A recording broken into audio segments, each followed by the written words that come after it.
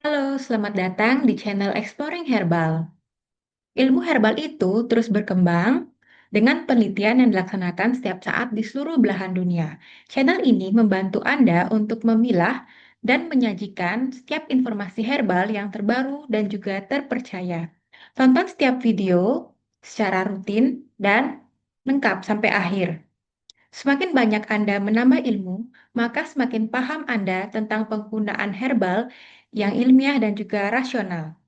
Selamat menyimak.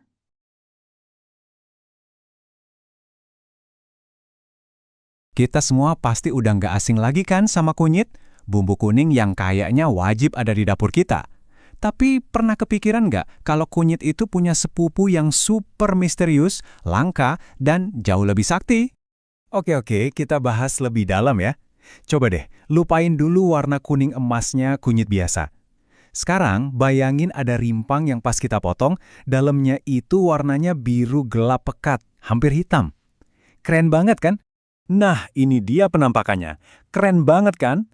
Inilah yang namanya Curcuma caesia atau biasa kita sebut kunyit hitam. Tapi percaya deh, warnanya yang unik ini baru permulaan ceritanya. Tanaman ini tuh udah dipakai ratusan tahun loh buat pengobatan tradisional. Jadi pertanyaannya sekarang, apa sih yang bikin tanaman ini spesial banget? Rahasia apa coba yang kesimpan di balik warnanya yang gelap itu? Yuk, kita bongkar sama-sama. Yuk kita kenalan lebih jauh. Nama kerennya Curcuma caesia. Kalau di Nepal, orang-orang nyebutnya kalobeser. Nama yang pas banget kan buat ngegambarin warnanya yang dalam dan misterius itu? Nah, jadi sebenarnya dia dari mana sih dan apa yang bikin dia unik? Ternyata nih, kunyit hitam itu masih satu keluarga loh sama jahe, asalnya dari daerah perbukitan di Nepal, India, dan Asia Tenggara. Dan pastinya, bagian yang paling diincar ya rimpangnya itu, yang warnanya biru kehitaman. Sayangnya, saking populernya buat obat tradisional dan tumbuhnya juga lama, sekarang tanaman ini jadi langka. Nah, sekarang kita geser sedikit. Bukan lagi soal apa tanaman ini, tapi gimana cara pakainya selama ini. Percaya deh, perjalanannya dari sekedar obat kampung sampai jadi bahan penelitian modern itu seru banget. Lihat deh, tanaman ini tuh berharga banget, nggak ada satu bagian pun yang kebuang. Cara pakainya ada dua jalur utama, buat nutrisi sama buat pengobatan. Rimpang, daun, batangnya, semua dipakai buat ningkatin imun dan jadi sumber mineral. Terus buat obatnya bisa dipakai dari luar atau diminum, buat nyembuhin macam-macam penyakit. Ini bener-bener kayak apotek alami lengkap dalam satu tanaman kan?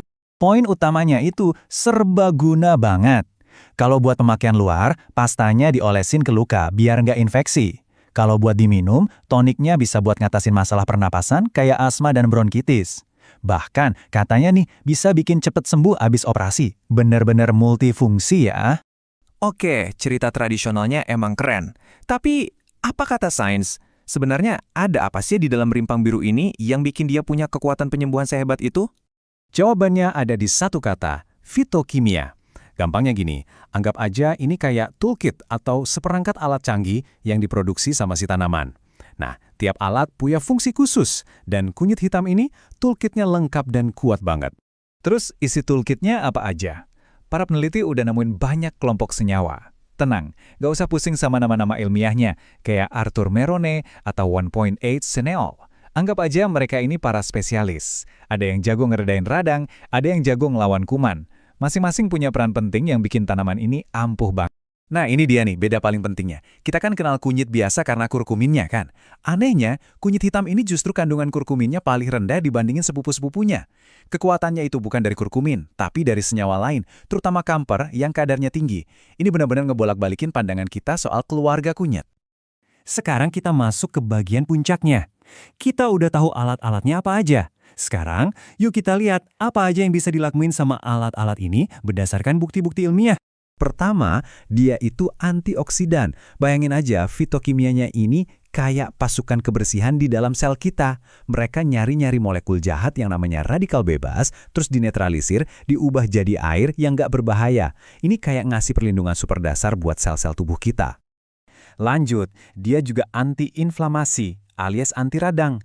Jadi gini, pas kita luka, tubuh kita kan ngeluarin prostaglandin yang bikin bengkak dan sakit.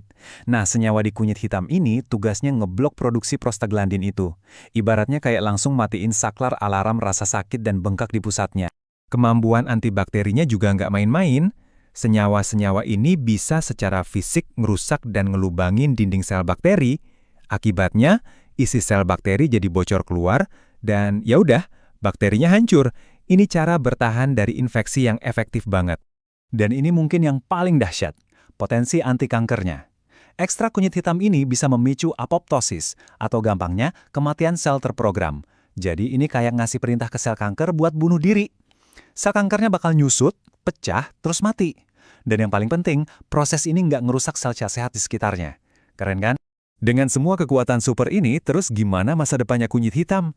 Jawabannya ada di gabungan antara kearifan kuno dan teknologi super canggih. Nah, disinilah masa depan jadi seru banget. Para ilmuwan sekarang pakai nanoteknologi buat bikin kunyit hitam makin sakti. Coba bayangin, mereka ngambil senyawa aktifnya, terus dipakai buat bikin partikel emas super duper kecil.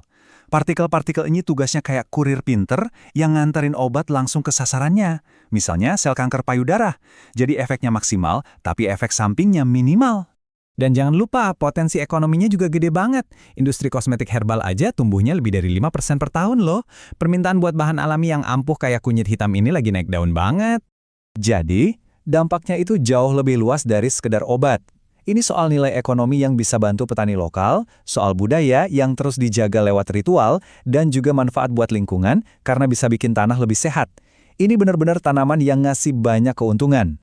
Semua ini ujung-ujungnya nimbulin satu pertanyaan besar.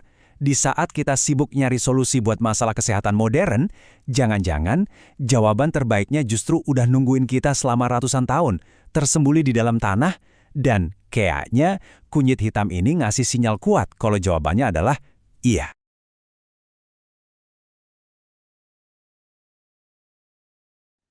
Demikianlah pembahasan video kali ini.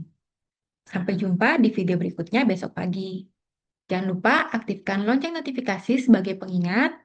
Anda juga boleh memberikan saran untuk setiap video dan mengajukan pertanyaan yang Anda bisa ketikkan di kolom komentar.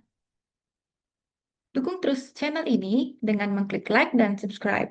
Terima kasih sudah menonton.